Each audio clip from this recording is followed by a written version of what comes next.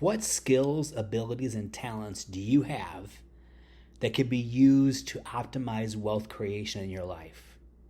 Are you using them regularly? Are they being refined, and are you growing them, or are they dormant and atrophied?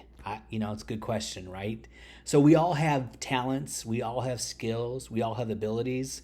Some have more obvious ones, but we all have some.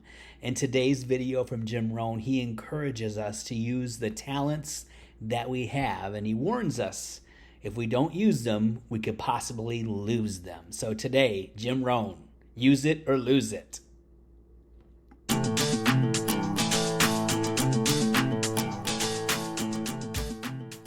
The whole world is governed by laws, the universe, in fact. Laws. We call it the law of electricity. We call it the law of gravity. There's mathematical laws. There's physical laws, speed and velocity laws, agricultural laws. There's all kinds of laws. Now that we find ourselves on the spinning planet, you just have to learn what I call the setup. Learn the setup. Life's setup. Now, we didn't set it up, but we're here, so you got to learn it. And we should learn the setup for two basic reasons. Number one, to keep from getting hurt. It's one of the major reasons for learning, so you won't get hurt. See, economically, socially, personally, you can get hurt just not knowing. Ignorance is not bliss. Ignorance is poverty. Ignorance is tragedy. You got to know, or you're going to get hurt. It's good to know not to walk out the 10-story window. That's excellent information. Now, what if a guy didn't know and he walks out? Now he's dead at the bottom.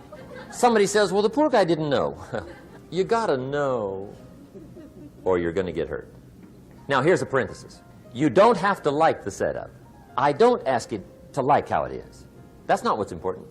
But it is important to learn how it is. Okay? So you don't have to like it, but you should learn it. That's what I tell the kids, right? Make sure you get the information. What you think about it, that's up to you. What you're going to do with it, that'll soon be up to you. But make sure you get it. See, there's nothing worse than being stupid. Nothing. That's just stupid. I mean, being broke is bad, but being stupid is awful. And what's really bad is being broke and stupid, right? That's about the end of the world. I mean, there isn't anything much worse than that. Unless you're sick. Sick, broken, stupid. I mean, that is it, right? There's nowhere else to go. So make sure you get the information. It's key. You don't have to like it, but learn it. I don't like it. If this big monstrous thing lifts up in the sky, hangs there for a little while, cuts loose, comes crashing down, boom, shakes the ground for 5 miles.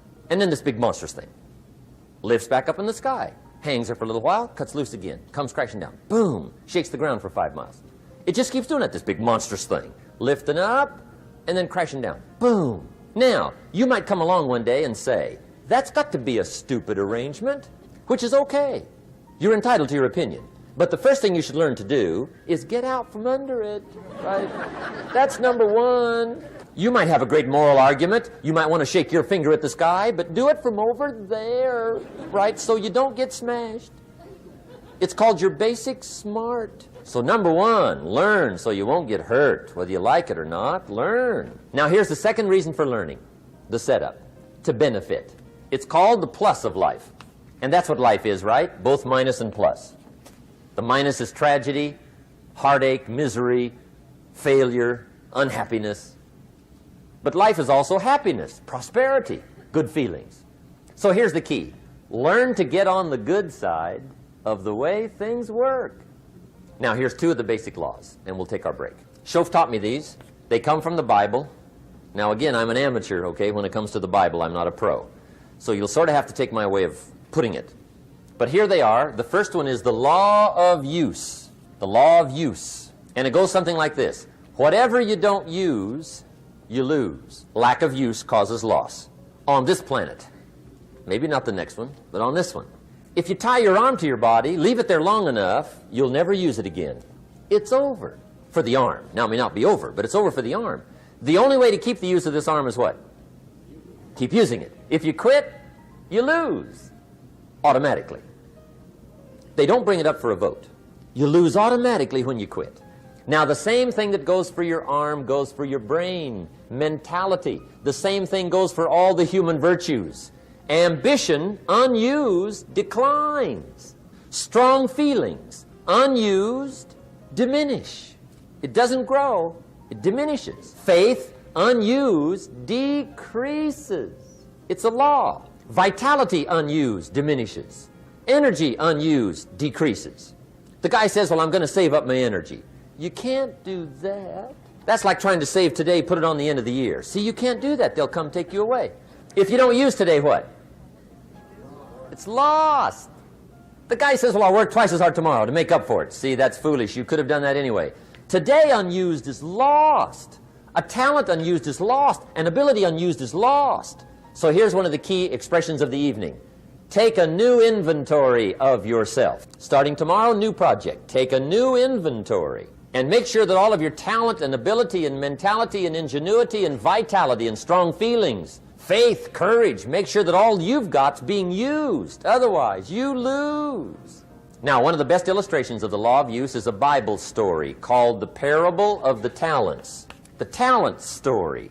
Interesting story if you haven't read it in a while. Just review it.